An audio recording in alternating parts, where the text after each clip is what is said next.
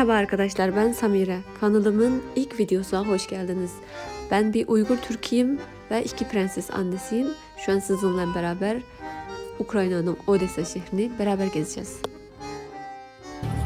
Çin'de kendi çapımda ufak bir fenomenim de YouTube'dan daha kanal açmamıştım ve bugün karar verdim ve şu an bu videoyla giriş yapıyorum.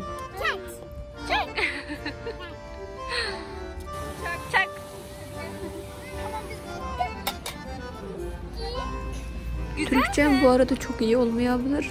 Düzeltip dinlersiniz, çok seviyorum.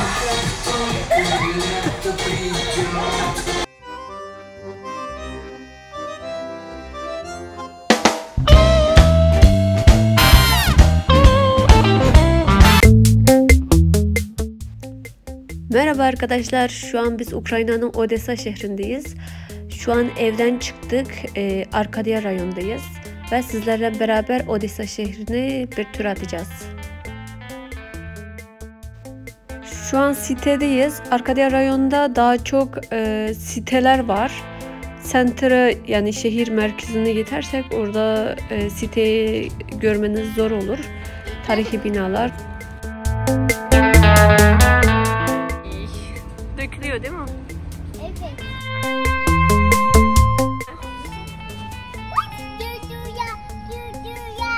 Marujna.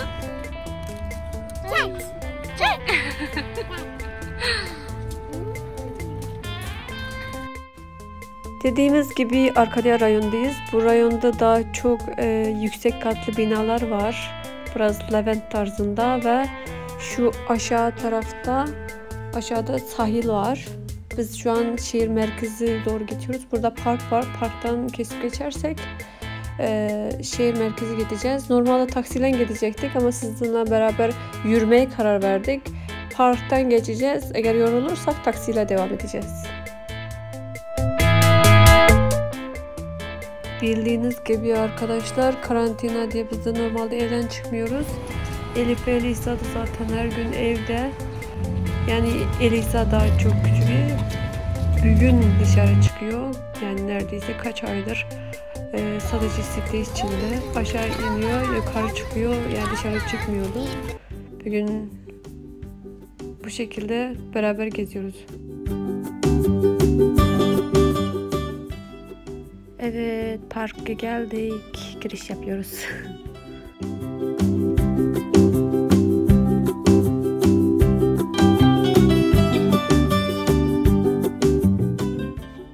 Ukrayna sanatsever bir halk ve her yerde, sokaklarda, her yerde, parklarda sanatkarları, müzisyenleri, şarkı söyleyenleri görebiliyorsunuz.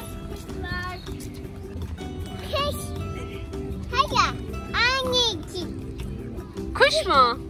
Kuş. Ay, kaplumbağa da varmış. Çok tatlı. Baksana, yavrular geliyor. Evet, o ördek miydi ya? Ördek ya. Aa!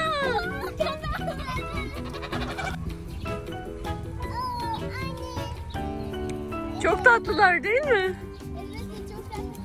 Anne, kuşlar da geliyor, baksana oralara. Yavruları. Evet.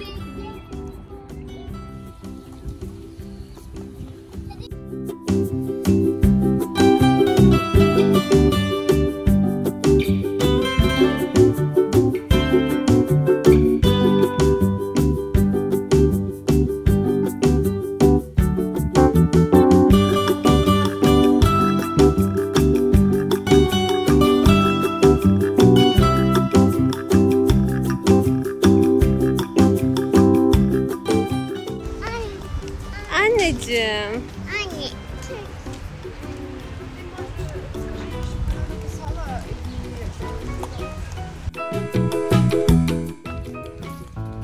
Bu arada Elif ve Elisa'nın YouTube kanalı var. 2 yıl önce açılan çocuk kanalı. Eğer isterseniz abone olabilirsiniz. Yukarı linki bırakıyorum. Şimdi yola çıktık. Burada taksi yok arkadaşlar. Uber sistemi var. Sadece Uber üzerinden taksi çağırabilirsiniz. Zaten taksi ücretleri çok pahalı çıkmıyor. Şehrin o taraftan bu tarafa gelseniz de en fazla 200 grivna olsa, normalde 100 grivna da çıkıyor da trafikte 200 grivna bir de olsa 40 lira yani. Normalde 50 grivna ve 100 grivna arasında oluyor Uber üzerinden. Evet kızlar diyor oldu, taksiyle devam ediyoruz Uber'le. Elif.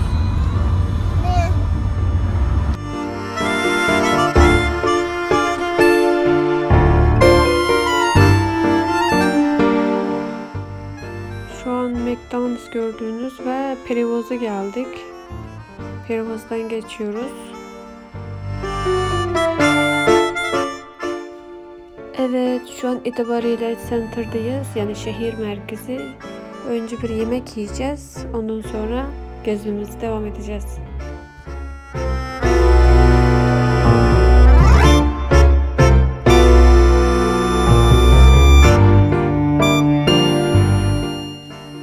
Bu bir cami olması lazım.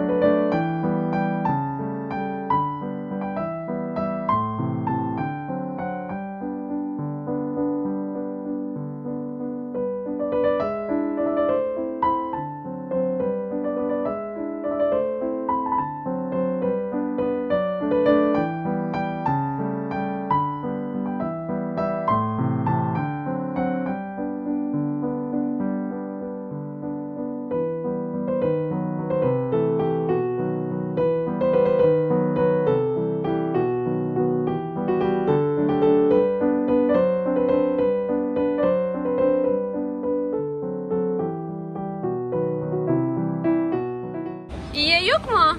İyi yok. İyi yok. Çuva. Çorba mı içeceksin? Çuva. Yumurta o.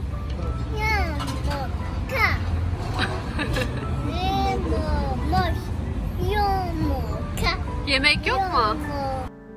Şu an bir Çin restoranındayız ve acılı balık ve pirinç pilav söyledik. Normalde biz Çin'de yiyip alıştığımız yemekler. Elif çok seviyor bu arada bunları. Güzel mi? Evet, yemekini bitirdiğimize göre gezmeye devam ediyoruz. Bu bir aptika eczane.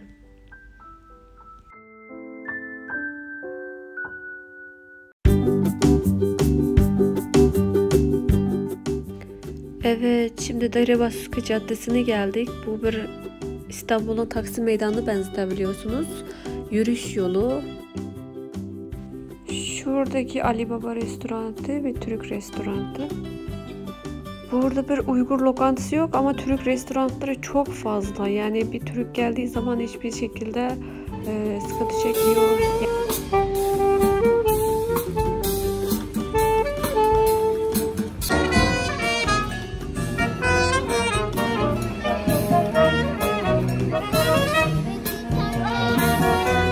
Çok güzel çalıyorlar. Şu an koronavirüsü karantina dönemi olmasına rağmen sokaklarda hiçbir şekilde maske takan da yok. Zaten her gün hasta sayısı 800'den 1000 gibi artıyor. Ona rağmen dışarılarda gezenler çok. Biz maskelerimizi kapalı alanlarda taktık ve açık alanlarda elimizi sürekli dezenfekte suyu sıkarak o şekilde gezimizi devam ettik.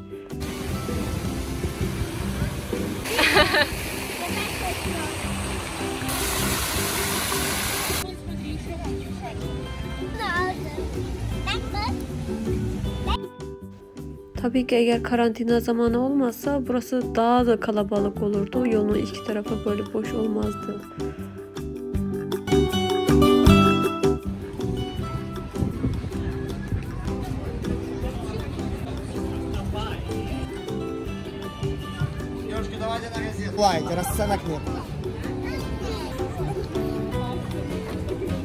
Elif, al sen de çık.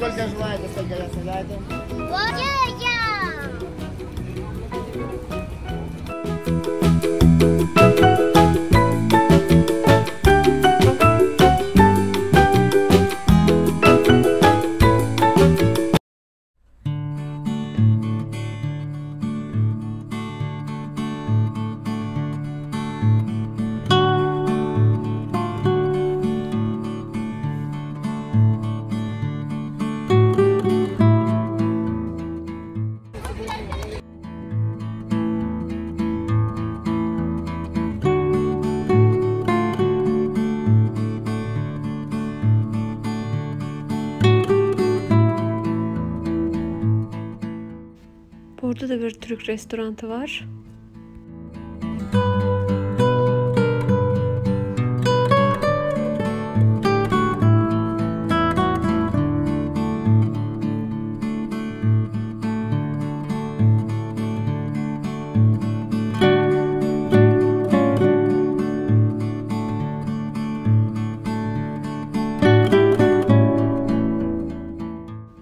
Burada da bir tane Türk restoranı var. Mal Krallık motosiklet.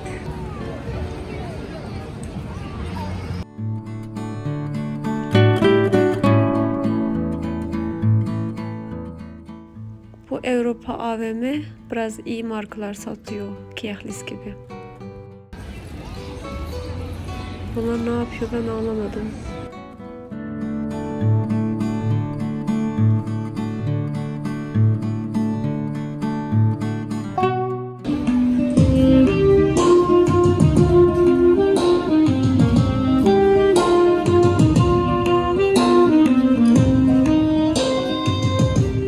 Deribaskı Caddesi'nin sonuna geldik.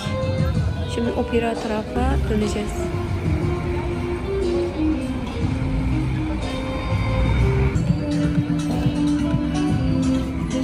Apple mağazası.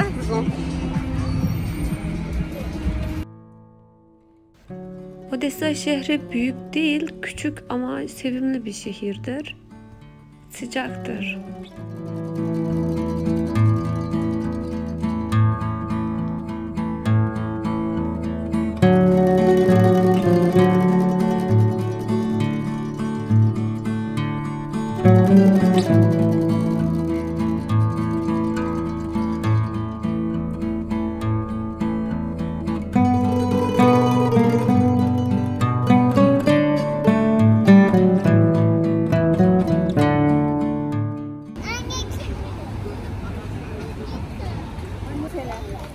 Seni yiyeceğim.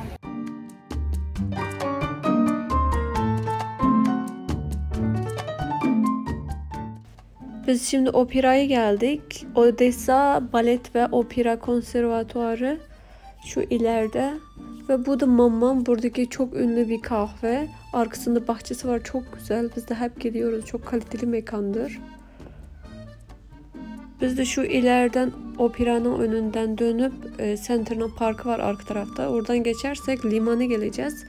Ve eğer çok geç olmazsa gemiye çıkacağız.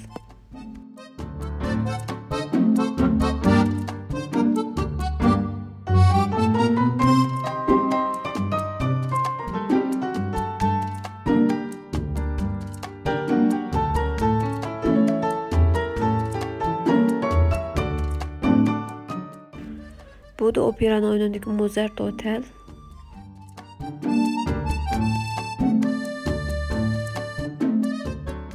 Evet, buranın gözdesi operaya geldik.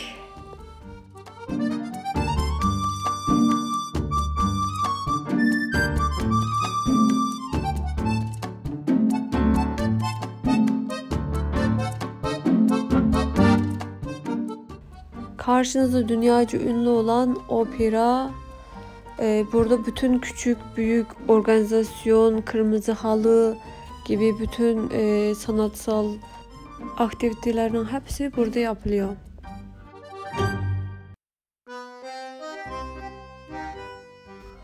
Bu da mekanın içerisi.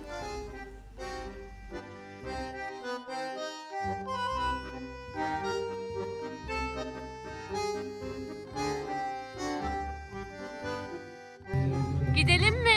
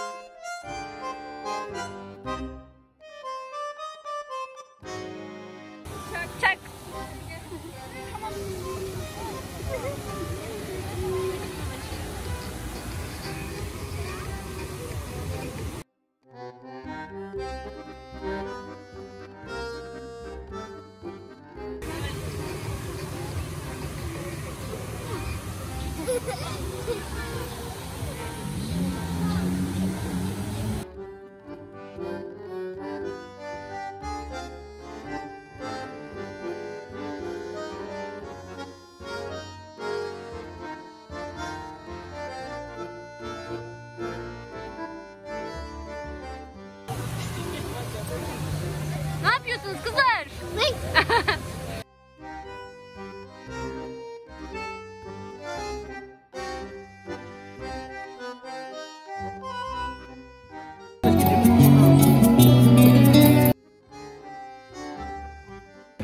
Bunlar ne?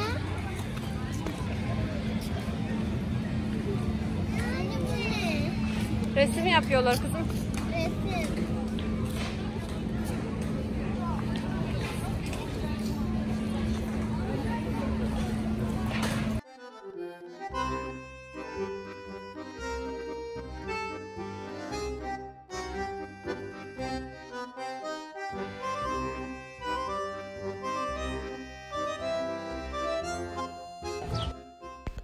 Odessa İstanbul Dostluk Meydanı. Herkes dışarı.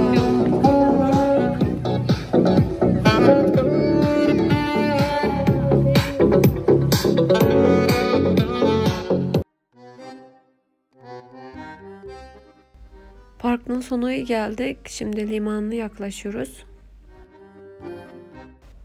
Bu buradaki en ünlü merdiven. 200 mü 300 küsür merdiven var. Burada fotoğraf çekenler çok olur. Odessa gemi turu biletimizi aldık. Yaklaşık 20 dakika sonra gemi kalkıyormuş. Yetişkinler için kişi başı 100 grivna yani 25 lira. Çocuklar için bilet almıyor.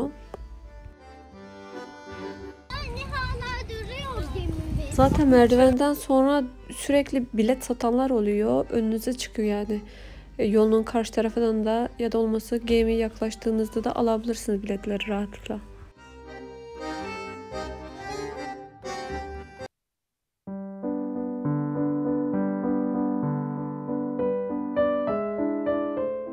Maskemizi taktık, dezenfekte dağıttılar, onu yaptık, yola çıkıyoruz. Biraz geç kaldık ama eğer birkaç saat önceden gelseydik masmavi'miz görürdük. Şimdi akşamüstü oldu, akşam saat 9 şu an.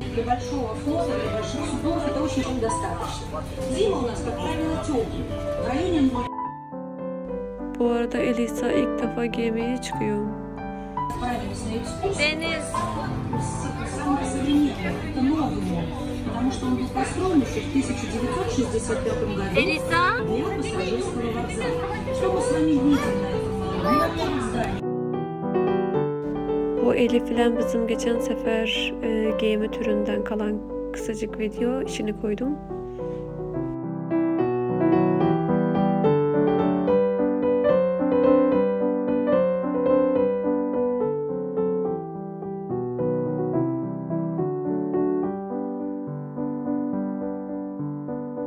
Всем штормам и ветрам, поэтому нужно было обязательно строить очень сложную систему гидротехнических сооружений. Для того, чтобы они защищали наши суда, которые ставят под разрушение. Строили волнорезы. На глубине метров начинали набрасывать эти железобетонные блоки, и они поднимаются к поверхности воды в виде треугольника или трапеции и выступают выжженными. Что вот у нас как раз здесь, на этом большом волнорезе, одесситы сидели плечом к плечу с удочками и ловили.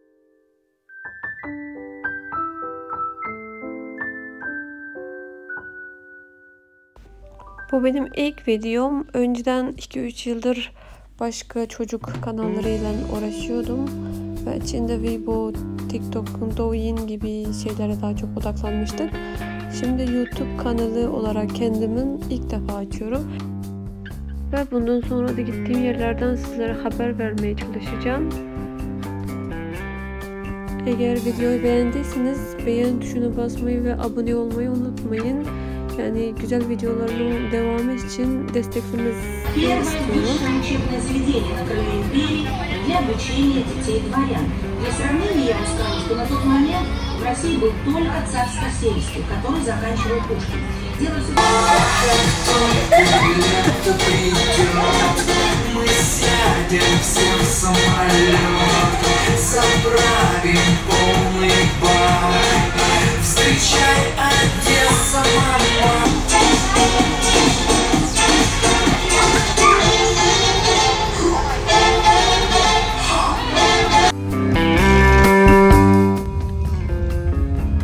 Evet, eve dönüyoruz. Çocuklar çok yoruldu, hatta uyudu. Karantina dışarı çıkmadığı için az bir şey yürüse bile çok yoruluyorlar. Bugün bir şehir turu attık. Bayağı yoruldular. Şu an Arkadya rayonuna geldik. Buraya kadar izlediğiniz için çok teşekkür ederiz. İyi akşamlar.